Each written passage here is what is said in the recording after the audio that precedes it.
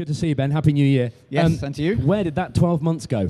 I don't know. I remember talking to you here last year, actually, and deja vu. It seems to have vanished in a flash. It was an amazing season, and I loved it. I had such a brilliant opportunity and a wonderful year to commentate on.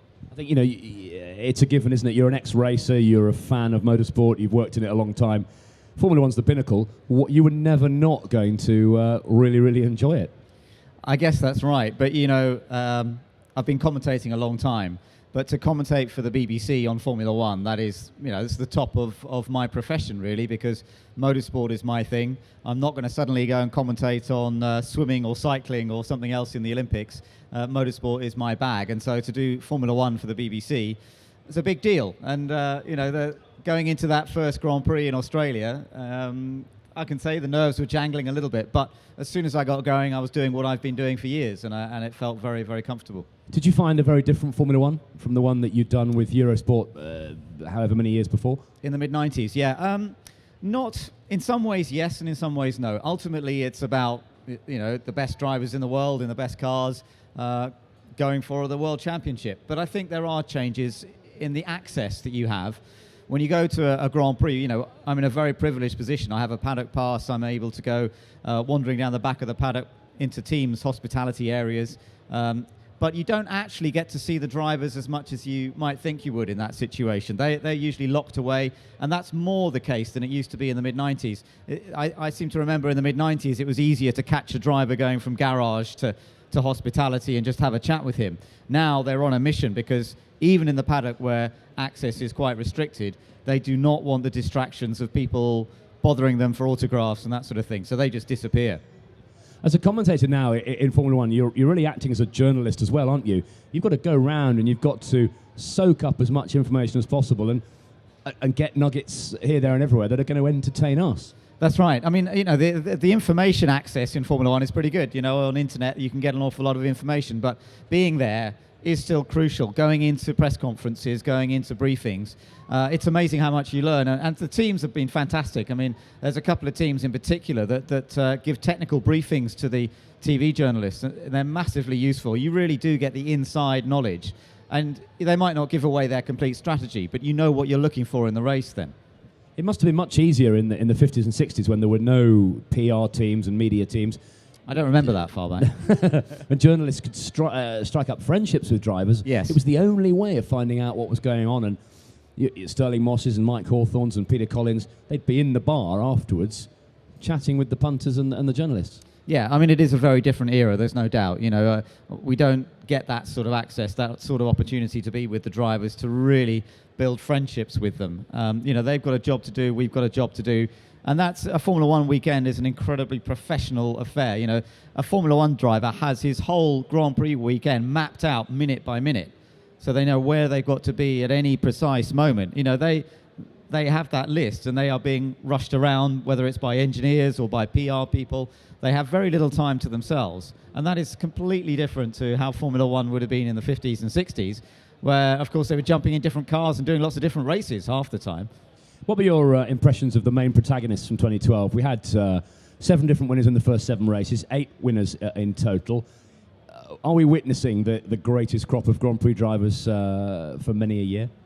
I think we are in a golden period, there's no doubt. You look at the number of world champions we've got racing against each other, and although we've lost one for this year with Michael retiring, I still think that the standard is incredibly high at the moment. And when you look at Vettel, Alonso and Hamilton, the 3 of them, those 3 particularly, I think, are very strong at the moment. Not just them, of course. Jensen's in there as well. But those 3, I thought, in 2012 all performed brilliantly well. Lewis didn't have the car reliability that he needed to keep that championship alive till the end. But Alonso and Vettel only decided it on the last lap, effectively, in Brazil. So I do think we're in a fantastic era. I think for me, Kimi Räikkönen was undoubtedly one of the stars. To have completed all but one of the season's racing laps, finished 3rd in the World Championship, having through his own choice to go rallying, having taken his eye off the ball for 2 years, I think that was a standout performance. And the Abu Dhabi win was just top draw. Yeah, and the popularity, he's gaining more and more, isn't he, Kimi, with his attitude and with the way that his radio communications in Abu Dhabi, they're just superb. Making the T-shirts for him and all that sort of stuff. So I think Kimi's comeback to Formula One has been brilliant for the sport. Any changes to Formula One as a whole for 2013? Any changes to the cars or the way the weekends operate, or any sort of technical things that are going to make your job different?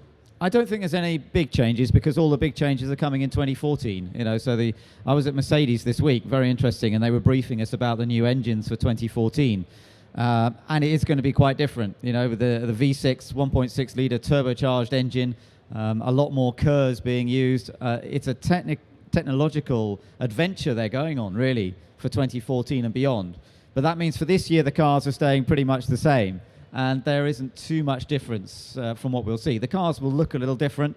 The step nose will still be there, but it'll be hidden away. So hopefully the cars will be a little prettier than they were last year. Yeah, that's true. So are you going to go to any of the tests? I will go to one of the tests, yeah, probably the first test this year. Last year I went to the last test in Barcelona, but BBC will have people at each of them, but probably not all of us at each of the test sessions.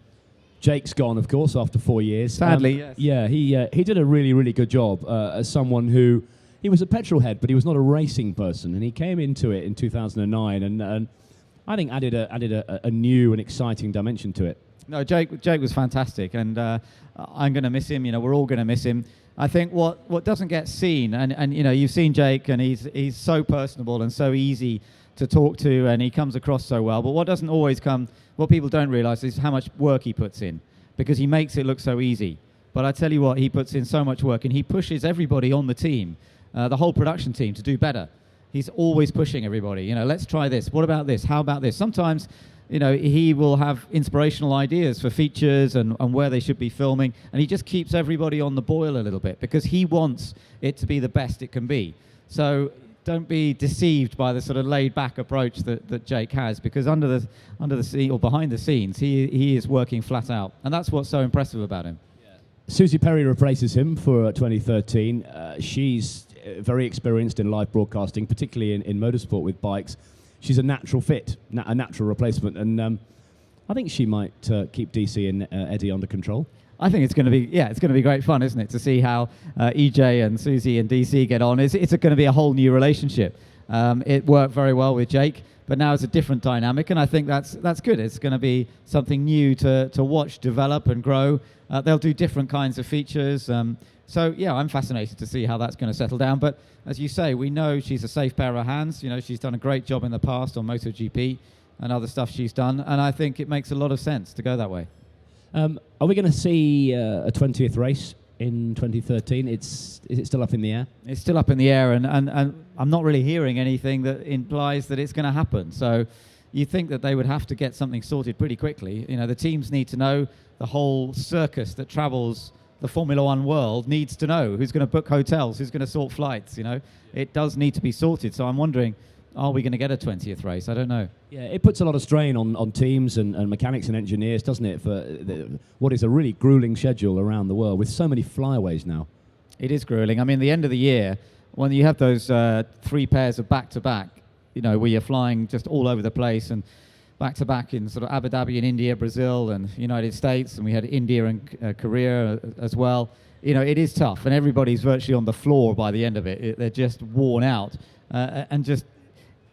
I think that's something that came across to me a little bit. That's one of the differences, perhaps, to when I was doing it for Eurosport in the mid-90s. There were fewer races, there was less transatlantic or continental flights. So it's definitely more grueling as a schedule now than it was then. Is it frustrating for you and the BBC to go so far to only do a highlights show? Not for me, it's not, because I'm always commentating the race live. Yeah, that's true. So it doesn't matter where we are. And also in some countries, they're taking the commentary that DC and I do, they are taking it live, even though it doesn't always go out live in the UK. So there are some markets. So it's quite nice in my head. I know that somebody's listening to this as I do it live, and then the editors will cut that down so that we have 60 minutes of the race. It's still a decent chunk. They'll cut out safety car periods. They'll cut out the slightly less active periods, but you still get a very good look at what happened in the race. And David Coulthard's going to be alongside you once more. Yes, indeed.